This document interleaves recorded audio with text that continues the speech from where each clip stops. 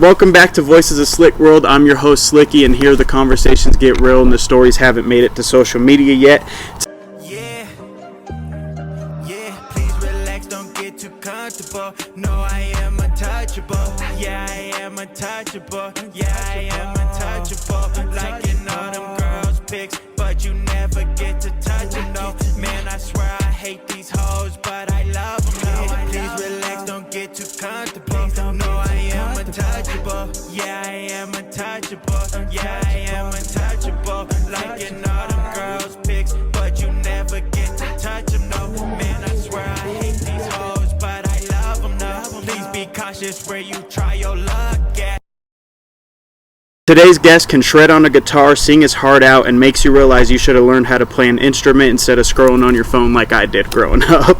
Musician, performer, songwriter, please everybody welcome my dog Mike Morris. Hey everybody. Yeah.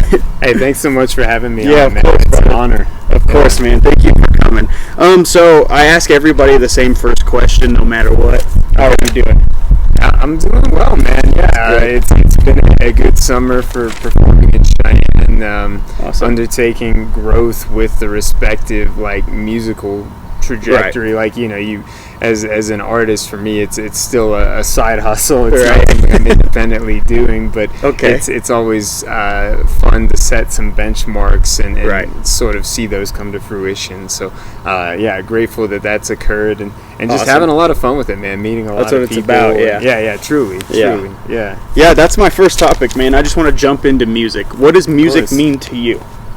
Yeah, it's a very complex question in a lot of ways, I think, Right. because music, I think, is a profoundly cathartic and personal experience. It's Right. something that helps us process life, process emotions, process the complexities Right. of aging, of growing, of everything, the struggles that we go through. And so for me, I think music has always been something that I've at times leaned on, but mostly Right. embraced, right? Exactly. I think there are times where we go through difficult moments in life, and that's something. Right. The moment where you lean on music is a For thing sure. to help get through life, and there are other times where music is carrying you on its shoulders, and you're on the field raising your arms like Rocky or something. You know what I Exactly, mean? yeah. So, yeah, Of course, that's a what. cool question. Yeah, That's even what my brother was just saying in the last one. There's for me, music is there's a song out there for every single emotion. No matter what you're going through, it could be totally different than what you go through and what I go through. There will be a song for it. Yeah. And then that's just why, if I could share my journey and help someone else, or because I still listen to music as a fan. Now that I've done music, I listen to it a little bit different, but Sure. I always go back to it as a fan, and that's just what I hope people can do with my music. A lot of people, I feel hope that they could do that with their music as well. Yeah, I think that's one of the coolest parts of being an artist, is to connect with another artist, especially someone you know, Right. and sort of explore, okay, what could their creative process have been? Right. What were they communicating in this respective? Because I find music to be the vessel of the human experience, of course, or a vessel of it. Exactly. And, and even speaking of that, so Yeah. walk me through your creative process. What does your creative process look like when you're writing a song or just catching the vibe or whatever it is that you want to do to make a song? Yeah, again, always a really interesting question, because there's a lot of variance in how folks will respond to it, I'm sure. In my experience, there's even variance in how it finds me, right? Yeah. Sometimes the right words come to me and I don't have a melody yet for the words, and I go ahead. More often than not, I think I'm compositionally working on an idea. It's often from a concept. It's processing a human experience or trying to tell a story, a narrative, something, and a melody finds me first, and then the words are something that come later. I mean, I think that there are different aspects of songwriting, right? There's very polished commercial pop songwriting where you're trying to come up with a specific hook. Right. There are also... That's my strong game. I'm a hook guy. You're a hook guy? It's a very good thing to have a strong game. I don't write, though. I just go in there, but even when I hear a beat, wherever the hook is supposed to be is what catches me first, and then I just recently found my singing voice, so I definitely love the hook part of it, and then try to go deeper on a verse. But I mean, hook writing is a immense skill and talent to have. You know, I think that's the kind of thing that can carry folks in the industry, and also I think it is it provides a certain sense of uniformity in a song. I think. I mean, there are artists like Bon Iver, or you know, I mean that's one example. You could cherry pick any number of folks who weren't really hook based. You know, Leonard Cohen, one of the great songwriters of all time, not a huge hook guy, but I think in this day and age, it's often a necessity. For a casual listener, for sure. I agree. Yeah, because I think like at the face of music anyway, you're looking for something catchy, something that will hook you. And now that, like what I was saying about listen to music a little different, now that I listen to it, now that I make it, I'm looking for like where stuff is set up, and that's something I think Trey does really well, is he knows how to set up where things are supposed to happen, where it needs to switch up to catch you and bring you back in.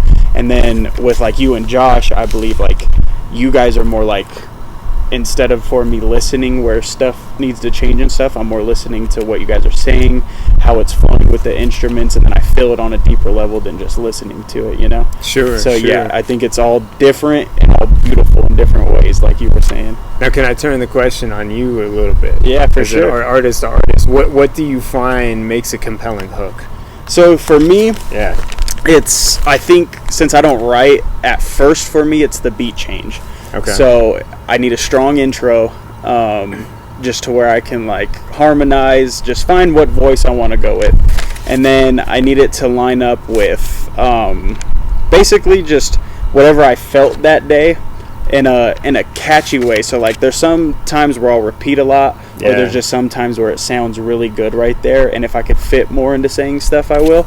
But I think just all in all, when you break it down, is more like just, what do I want to hear right now? So, and then I think that's the beauty of it. I think a lot of people who sign deals and all that have a different pressure on them to make a hook that either the label wants or their fan base attached to. Mine is just, I just go in there and what do I want to hear today, you know? And so my creative process there is just, I just listen to the beat, and then I'll even like catch myself a lot of the times, I'll just go through a whole song, and then when the beat comes back to where I think the hook should be, if I hear it later, I'll go back and just find what I said the most, and I'll either adjust the hook there, or I'll be like, that's my hook. You know what I mean? So of course. It really just depends. I think now I find myself going for a hook more, but I try to just let it be, where do I need it, and where have I already made it, or do I still need to make it?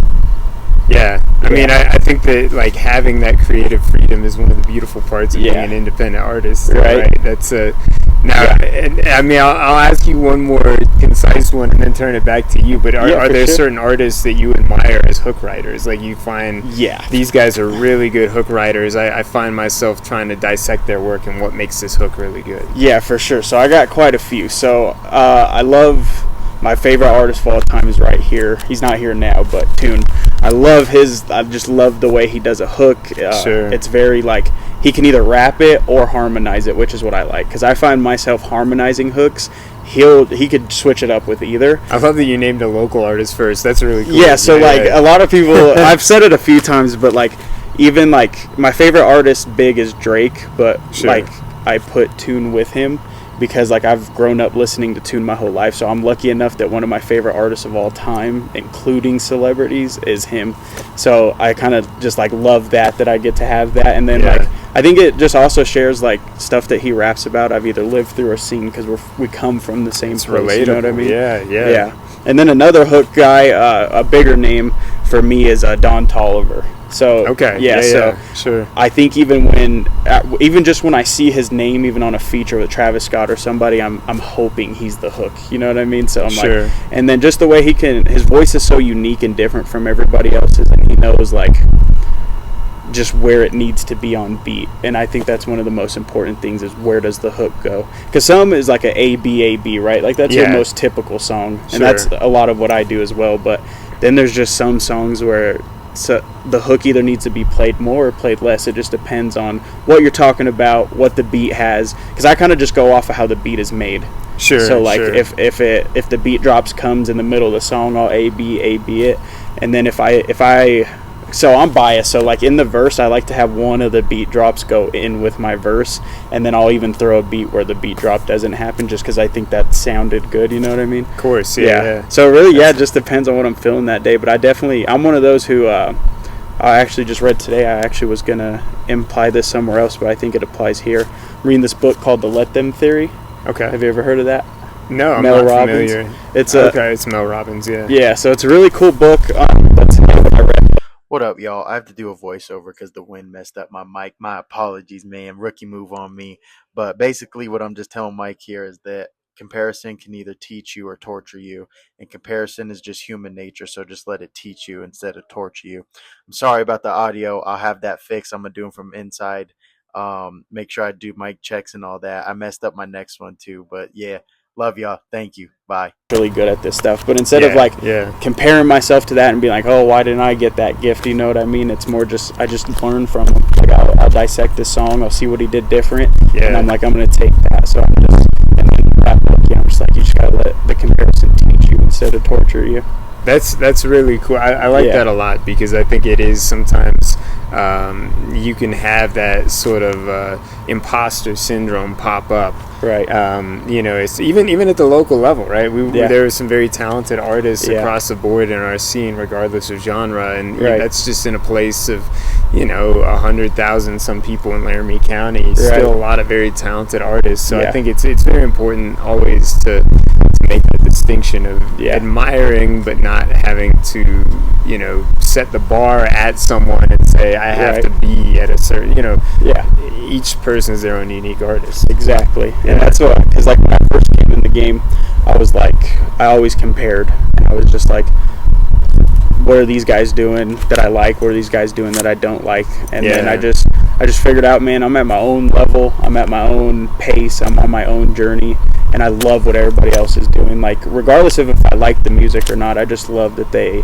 have the guts to do it in a place where a lot of people don't want us to do it or think it's corny that we do it. And I've talked about this before, just taking the confidence that they had and using it for me instead of being jealous that they were doing it and I wasn't. I think that's a huge step that a lot of people get wrong or just have to learn. And I'm one of those where it could be told to me 100 times, but I have to go through it to learn from it, Yeah, I mean, I think that's definitely something that a lot of folks, I'm the same way, right? I mean, you could have it clear as day, people telling you, hey, this sign is directly in front of you, but until you've actually experienced it, that tunnel vision can be hard to get that. I'm the same way. I have to fail for myself rather than hearing that somebody already failed at what I was trying to do, Sure, understandable. Yeah.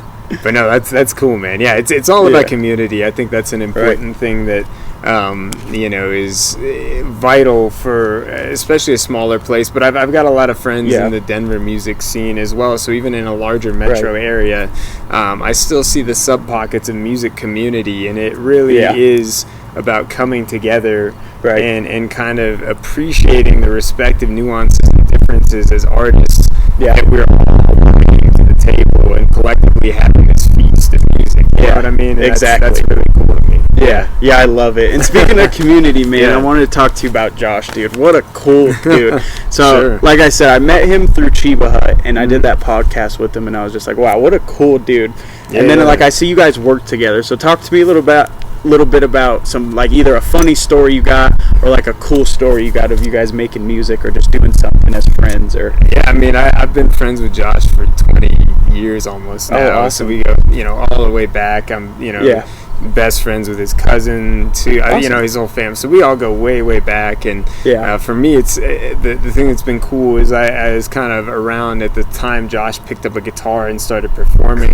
Back in the day at the Paramount Cafe's open mics circa 2012 2013, and there's still videos somewhere out there on the internet of Josh performing you got what I need. So he's just a friend. So he's doing Bismarck. I'm finding one of those videos. But you say he's just a friend. Oh, baby, you got what I need. But you say he's just a friend. But you say he's just a friend. Oh, baby, you got what I need. it's at an open mic at the Paramount, and he kicks it out to me, and I wasn't expecting him to, and he's like, spit a flow, and so I spit the most half-assed freestyle ever. That's awesome. Anyway, it's still out there, and it takes me back to a time. I mean, I'm back in those days, I'm probably like 22 or something, you know, I'm a young dude, and it's funny to watch and see us pulled out there. So anyway, Josh a great dude and a great artist. I think what I've appreciated about Josh too is he was one of the proximate people to me who, because there is the idea of being a musician where you play for yourself and you have your respective dedication to an instrument, dedication to writing, flow, the craft, whatever it is. If you're an instrumentalist, if you're a rapper, whatever. Yeah. It's a whole different level to make a conscious decision to get out and perform and go out and get booked and everything. And Josh was one of the few people I was close with who made that conscious decision with his band and got out there into the performing purview. Yeah. And it helped me facilitate that process too, because for me, for a long time, I was more on the music organization side as a community organizer and less so as a musician. So that's cool. I was often on the other side of booking Josh and seeing him, become established in the music scene here, and seeing his respective approaches and stuff really eventually helped form my experiences. Same with I go way back all the way to junior high school with Bobby Phillips. He's a year older than I am, and of course Bobby is a legend in the Cheyenne scene. He's kind of become a modern day Michael DeGrieve, holding down the Crown gig every Friday and playing all over the place. And so Bobby was one of the first people who was a mentor to me in demonstrating like this can be a viable side hustle. You can make money doing this. You can enjoy connecting with community doing this. You can get out there, but it takes that conscious organization and step to put in your dues and get booked and do the business development side of it and everything. And so that's cool. There are a lot of guys that have been here locally who I look to as kind of mentors in getting into it, regardless of age, right? I mean, Josh is younger than me, Bobby's a year older than me, but they're contemporaries who I feel like kind of paved the way for me to get in. And for sure, a lot, so. That's actually something we have in common. I got into music at a very early age from June and seeing all them do it. And I had to I didn't have to, but I wanted to throw a show for my dad's 1-year anniversary of his passing. And then so I got into making music and booking shows at the same time. But at the beginning, I had more enjoyment of kind of a control freak, I guess, because I liked being in control of the show, being in control of like who was on it, who was coming, and stuff like that. I found myself enjoying that more.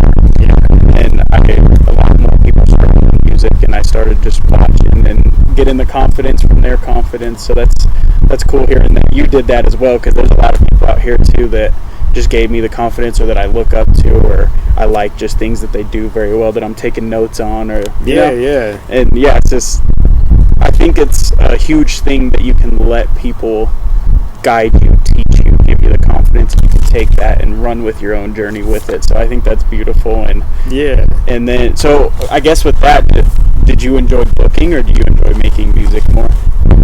Oh man, both. I mean, I was the director of I guess in its final year, Fridays in the Hines, and then Fridays in the Asher became the music series when we moved into the Asher building. And so it was really in many regards sort of laid a lot of groundwork for the establishment of a local music venue. And for me, it was very special because we booked a lot of, and it was a big community effort. Like, we did a lot of the fundraising to make it viable. We made it affordable. It was like a $5 cover, but we also made an initiative to book a lot of regional and nationally touring music. And so I was able to bring like Aaron Jones to Cheyenne before he blew up for the first time. I brought Matthew Santos. A lot of folks know him as the voice of Lupe Fiasco Superstar. Oh, that's cool. Brought like a number of artists.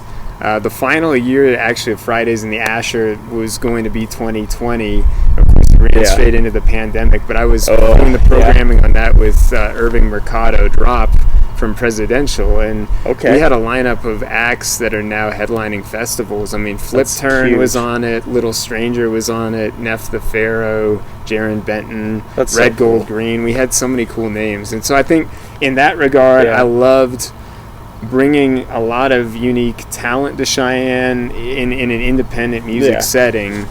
It was all entirely DIY, and I think what I loved most about it, that was the community Right. energy of people coming together just to enjoy experience together. Yeah. I Exactly. think a lot of people came out for the music. It was a high caliber of a concert, but at the same time, people really Yeah. came out for community, and I think that's very valuable in this Yeah. moment.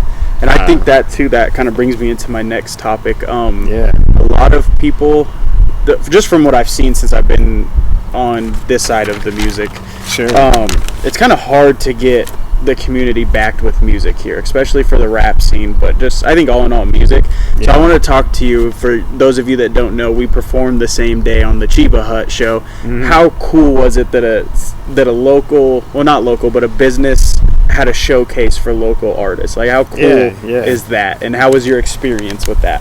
Yeah, it was a great experience. I mean, Yeah. especially for them to do it, it wasn't on nighttime or weekend hours, it was Right. truly during day of business operation, and it was Yeah. a full week commitment for them. It And was so cool too, yeah. Yeah. And they took care of us. We got like free sandwiches and stuff Yeah. like that. It was just that's actually the first time I've ever been there too. Yeah, I mean, Yeah. I haven't made it over a whole lot, unfortunately, yet, but I Yeah. was inclined to go back. And I For will sure. say, like, I think for artists who are getting into, performing, whether or not you're doing like weekend bar cover act or whether or not you're going out as an independent music with your own music, one of the Yeah. most important things that I've learned is truly establishing a relationship with the venue and ensuring that your performance is hitting the parameters of what the venue is looking for. Yeah. Right? Like you want, if it's certain ambience you're trying to cultivate, it's not always centered around your specific performance. Right. It's about ensuring that this local entity, this local business, whatever, is sure. getting respective return in their investment in local music. And Exactly too. I think, that's something that it seemed like Chiba Hut great was way to very look at it. very supportive. Their staff they were was super awesome. nice. Yeah, I mean, I went on there and I was nervous because I've never done a family-friendly set before, and I had Winston for the pod. Sure. And then once we wrapped up, he looked at me. He's like, "Can you do a family-friendly set?" And I was like, "By when?"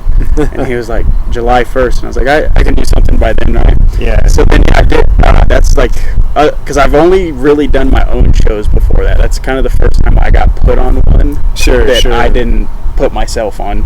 So I was very nervous. I remember going to walk at the park before, and I'm a confident dude, so I'm just at the park. I'm like, dude, you're that guy. You know what I mean? This is what you want to be doing. That's awesome. And then I went and I performed, man, and just the staff alone was just so supportive. They were making drinks, bobbing to my music, and then when I went in there after my set, they're all, dude, you killed it. And it was just a cool atmosphere, and I think a lot of businesses could take notes from Chiba Hut in that. And then like you said, just making sure because it was more about just, instead of us performing, more about they gave local artists that opportunity, like you were saying. Yeah. So I thought it was super cool to just see them involved, see them, because they could have just let everybody go out there and watch if they wanted to and ran their business as normal, right? Sure. But no, they had the bar open. Winst on his set went in there performing. He got off stage and walked in there. Dynamic performer, man. I love Yeah. watching Winst go. That's who I tell everybody. I'm like, that's who I watch perform is Winst, and I take a lot of notes from him because I'm like, Absolutely. he's just so cool. And then Daz actually showed me. He gets off stage, walks through, Yeah. and he has it choreographed in his head because by the time he makes it back to the stage, it drops. Right. Exactly when he needed to be back up there. And I'm like, that's special. I Yeah. think that's where Winst is really strong, is his performance and his confidence. a lot of artistry. Yeah. Because me, I'm in my house, just in my kitchen doing rehearsal, you know what I mean? And I know he's just putting in, and he went on that tour, and just there's just so much that goes into different aspects, and I just think it's so cool because you could just see where people shine at, and then you got to work on everything, but there's just some people so talented in certain areas, and I was like, that's walking through there, I was like, that's so cool, man. I was like, that guy's a pimp for doing that. Yeah, I mean, he's certainly an electric talent, man. Yeah. I think Winst is someone who I've really enjoyed connecting with. Yeah. Super cool guy, too. And he's like, what I liked about him, man, is he didn't gatekeep nothing. He was like, if you ever want to learn how to do something, or he's like, I'll give you everything that I know, and you can take it and apply it to what you do. Are you more like that? Like, are you like what you know you'll share, or you, absolutely, man. I think that, again, it's about community, and I agree. For me, as I mentioned, like it's been through mentors and connections that I've been able to take respective strides and learn some of the industry of bookings and self-management and that kind of a thing. And so I'm always like willing to, but it's also like you don't want to overstep on that kind of a thing too. So it's, if someone approaches me asking for advice, I would be happy to share perspective. But some people take advice as criticism. If you brought it to them, or if you're too in your face about giving it can come off as patronizing. And I don't ever feel as though like I just think that the way I look at it is we're all local artists in a community trying to uplift one another as local artists. So I think in even sitting down here right now with you, it's really cool because we're just like connecting, and it's the kind of thing that I think you never know where a relationship will spark a collaboration or something like that. You know? So I think it's been cool. That's where Winston and I connected at a Lincoln show. We ended up collaborating on a song, you know, and that's just some of the fun aspects of it.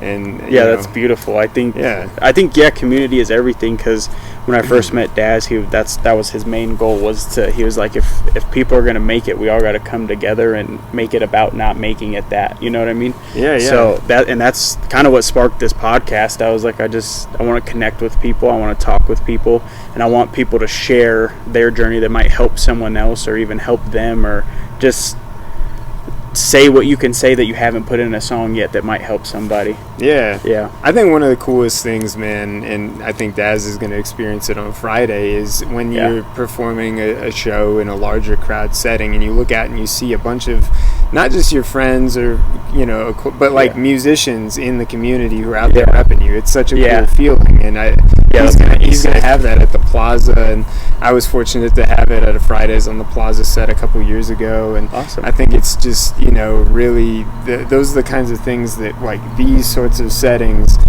someday when you're performing that, I'll probably be out at the crowd like repping you. That would be cool, man. That's what it's all about, man. I agree. And I think it's like if nobody likes what we're doing, we're all doing it. So let's just support each other, even if nobody else is. And then, like, even Daz, man, he's so, like, he got booked for the show this Friday, and his first flyer for it is announcing that he's bringing other people with him too. I love that. That's so cool, man. It's really trying to share that experience, which is important. And I think that's what it's about. Like, those are where the memories are, is not as far as what us people in the crowd go home with, but what you and your buddies got to enjoy up there too. And I think I'm one of those that if I do make it, I'm going to miss these days where we were trying to make it, I think those are the best memories and kind of what fuels it, you know what I mean? It's one of the curses, honestly, to having, accumulating bookings, is you have fewer time to go out and see everyone perform, as time goes on. There have been a lot of times I've had to miss people's sets because I'm playing somewhere too, but I think at the same time, that's one of the cool things where that you're there in spirit, but you guys are all like, sharing music. You're just not there in the same physical space. But as it goes in a lot of ways too, man. There's so many people in this scene, Vontae, Prophet, those guys. I mean, going over to the more guitar-based side of things, Johnny Velvick, killer player, hasn't been active as much as of late, but Johnny still will hit me up and refer gigs my way. You mentioned Bobby, Josh, City Creek Band, Brandon Warburton, Ocean Plains, like. There's so many talented people, and I can't name drop them all. Like, there are a lot of people I want to name. We'd be here for a minute. Same, I just think that, like, what we have in Cheyenne is a very cool organic community. And it's grown so much. Like, I remember, at least for me, because I didn't know everything, but when I was 9 years old, it was it was Tune and YO, and that was it. Like, that's all I knew about. And then, like, now it's so many people that I've got to connect with and see them do their part of it. So I just think it's been so cool. And I'm one of those, like, I want to be a part of something so that, like, when our next generation, like, I'm about to have a baby, when, like, maybe he wants to do music one day and it'll be easier for him because all of us decided to do it now, you know what I mean? So I think that's super cool too. It is. I mean, we're just, like, naming the fellas, too. I mean, you got, like, Nilly V and some of these artists. I just recently found out about her as well, too. Man, I mean, so, like, it really is a cool, diverse community of folks. And I hope, like, a lot of them are going to be sitting in this. Oh, they're going to. I've been pretty booked with the people I got, but that's what I love. I have so many, and that's why I love this podcast, because I'm never going to run out. Because even when I do, I'm going to hit them all again. You get repeats. Do it again, Yeah, and then when I was doing a deep dive on you for my next topic, Broncos fan?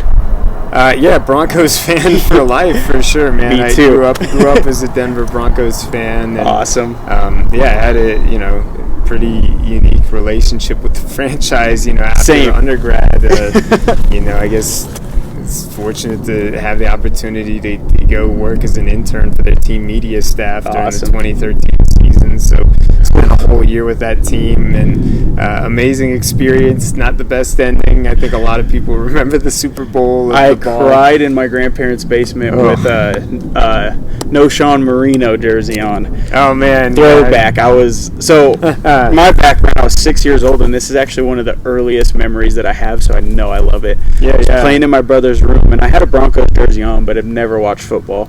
And my dad just, like, called back to the room. He's like, "Hey, the football game's on if you want to watch it." And something in my head told me to go watch it. Yeah. And that's when we had Jay Cutler and Brandon Marshall. Terrible team, but great players, just couldn't ever make anything happen. Man. Yeah, just crazy. Breaking records, but not winning anything superior, And then I watched them, and I never stopped. And then so I saw, like, you in the jerseys, you in the snow, you even playing football and stuff, and I was like, I gotta talk to him. Yeah, man. So one of those worst moments, and then we had another one last year when we had 30 seconds to enjoy that we just beat the Bills in the divisional round, and then it got announced. Nick's ankle was snapped. Yeah, man. I had never have been so excited and so disappointed in such a short amount of time. Hey, man, I think Denver is looking like an optimistic. We'll see how Bo's health is. We'll see if the defense can, keep up with what they've been doing. I mean, they set such a high bar last season, but I'm optimistic with Waddle coming over. They'll be a good team. He looks good in a Broncos uniform. Yes, he does. I think as long as healthy, because you even got. Wish J.K. Dobbins would start knocking on wood after he cuts those interviews. But if they stay healthy, I like our chances. Because if I'm one of those what-ifs, like if Bo Nix didn't break his ankle, I'm so confident that Super Bowl was ours. I don't think Seattle could have beat us. I mean, like any given Sunday, right? But that was hurtful.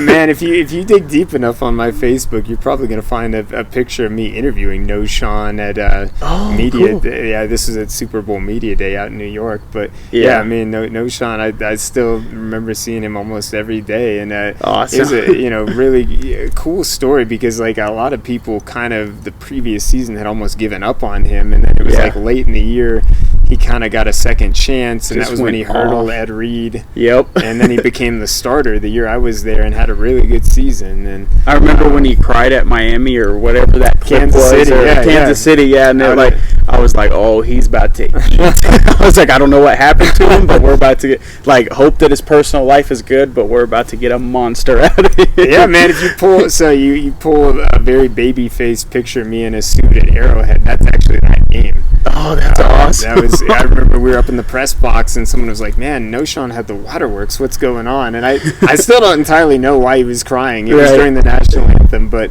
I do remember that slow motion shot of that tear just coming down his face.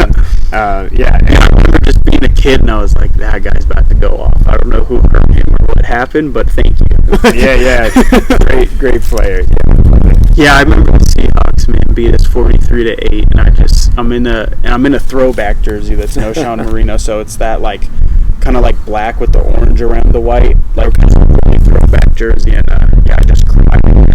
Thankfully, we got to beat the Panthers Panthers a couple years later, so that was nice. That's the only time I've been a Patriots fan as well, when they were trying to go back to back, and I was like, you cannot let them.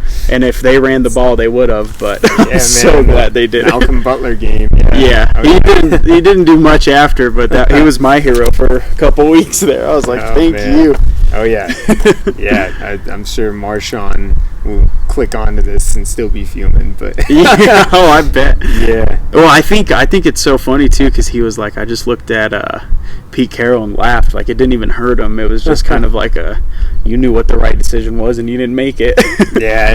It's still to this day I can't believe they did that. I don't think anybody in America saw that coming except for Malcolm Butler or Bill Butler. That's why Bill Belichick won so many, They have won and lost in crazy fashion, man. New England had some of the most wild Super Bowls, on either end of them, whether it was the Tyree helmet catch or the Edelman catch or whatever, Malcolm Butler. Yeah.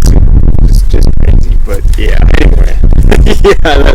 It's beautiful too, because I remember when we got Russell Wilson and he just broke our hearts twice in different ways.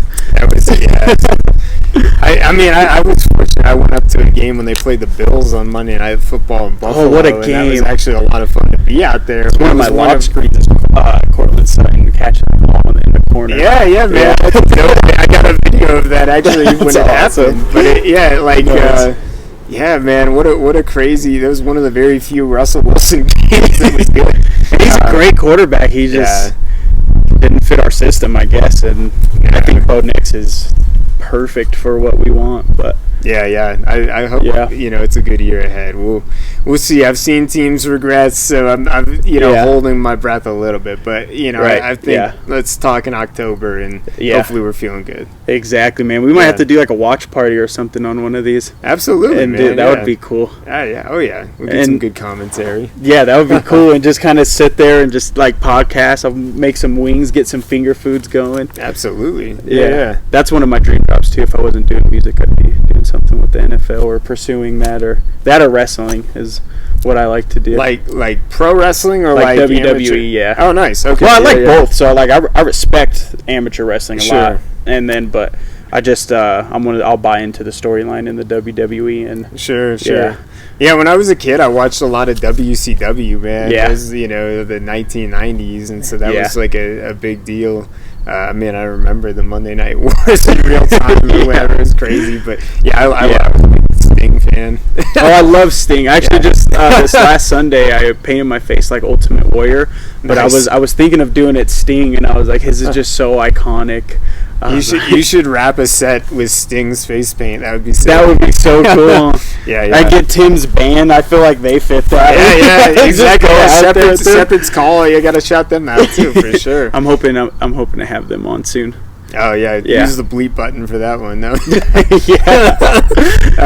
Yeah, those dudes are so cool too, and just because like I said, I love Toon, and those are his cousins or something. But so he's always talking about them, and then I went and found them myself, and I was like, just cool dudes. But yeah, they're that way. You might have to use the bleep button, but that makes for the fans are gonna love it. They're hilarious, man. I love those guys. Yeah. I actually haven't even met them yet in person, but that's what I love about this. It's man. I can slide into their DMs pretty smooth with this. I'm like, hey, I run a podcast. Come talk to me. You have a lot of fun pulling photos off their face. Oh, I bet. Yeah. Man. Oh yeah. Yeah. I don't want to take up too much of your time, man. That basically was every topic I had for you. Answered everything beautiful. Now would be the time if you have anything coming up or that you want to promote or that you haven't got to say yet. Now would be the time. Oh man, I extraordinarily busy in August. I think I've got 11 gigs lined up, so it'll be busy around Cheyenne. But everything from I play monthly at Blacktooth. I'm at Blue Raven frequently. I'm at Blue Stem Winehouse. I'm at Vintages. A lot of the venues around, and so come out and have a beverage if you partake, and let's hang out. But man, otherwise I just what I would say is I love and appreciate everyone in the Cheyenne music scene. Grateful for the camaraderie, grateful for the connection, and let's just keep on bringing it, man. And it's an honor to connect with you too. Thank you, man. It's an honor to be here in Cheyenne and watch this scene flourish. So awesome. Keep watching. Yeah, make sure you guys like, comment, and sub up, man. Go check out my dog, Mike. I appreciate you guys tuning back into another episode of Voices of Slik Wrld. We are now on season 2. Got so much in store. I just want to give you a huge shout out, man. Thank you for coming on. This is our first time in person ever meeting, and we just did it for you guys on camera. Such a genuine dude. I love you and Josh. I love you guys opened me up to a whole nother scene of music that I didn't even listen to, but when I researched you guys, man, I love it. I'm like, these guys are so talented, and it's so natural, and just everything that you guys do makes me like, because I'm like an auto-tune jump on, that's my craft, so just seeing the natural talent is, I respect that. So it's been an honor to have you guys on, especially. I think we should get them on together. What do you guys think? Him and Josh should come do one. Stay tuned for the football game. We absolutely do it, man. Yeah. We had a podcast together, man. He was telling me that. That's something I forgot to ask. I was going to ask if you were on that or helped him with that, because he was telling me about that too. Yeah, we did something like 40 episodes. This was mostly during the COVID era. Awesome. Yeah, but I had everyone from, we probably, we had Ned Ledoux on it. We had all kinds of, random people, but that's so cool. Yeah, and I think, again, all about connection and similar concept, like music brings people together, and I'm going to look forward to being in the crowd for one of your performances. So you got to keep me posted on what's coming next too, man. I got you, man. I don't have anything lined up to, I don't know if I can say it yet. If I can't say it, you guys will see this. We're trying to get a end of summer show going in September. I'll see. We don't have like a venue or anything yet. That's why I was like, I don't know if I can say it, but that should be coming with Adorn. Oh, I actually do. I don't know if I can say this yet either, but next Saturday, me and Adorn will be on our first ever live stream with her cousin Fat Beezy, and so that's the first time we're ever doing that down in Denver, so make sure you guys come check that out, and I'll be getting an episode with him as well. But as far as gigs, man, it'll probably be September. Okay. When's your next gig? I would love to come watch you rock out, man. So I'm playing a private event this coming weekend, but then the 19th, 20th, 21st, 22nd, I've got 4, I believe, that weekend. Oh man, I've got a whole schedule of them right in my head, and I'm mixing them up. But huge blessing, man. Yeah, man. It'd be. I want to say one of them is at Blue Stem. One of them is probably at Sanford's. Awesome. I love Sanford's. I'm gonna play at Harrington's Pub for the first time here in a couple of weeks. Awesome. That's a brand new place. That just opened. So if you haven't been in, even not for music, go check them out. Yeah, but for sure. Definitely pull up to that. I'll be there. I should see you guys there too. Yeah. I've got my Facebook page for music, so check that. That's where I post performances. I think it's at Mike Morris 307. So awesome. Yeah, and that'll be up here, and I'll have all that displayed on the screen as well. Sweet, man. Awesome, man. It's been a pleasure. Likewise, Thank man. you, man. Likewise. Yeah. Please relax, don't get too comfortable. No, I am untouchable. Yeah, I am untouchable. Yeah, I am untouchable.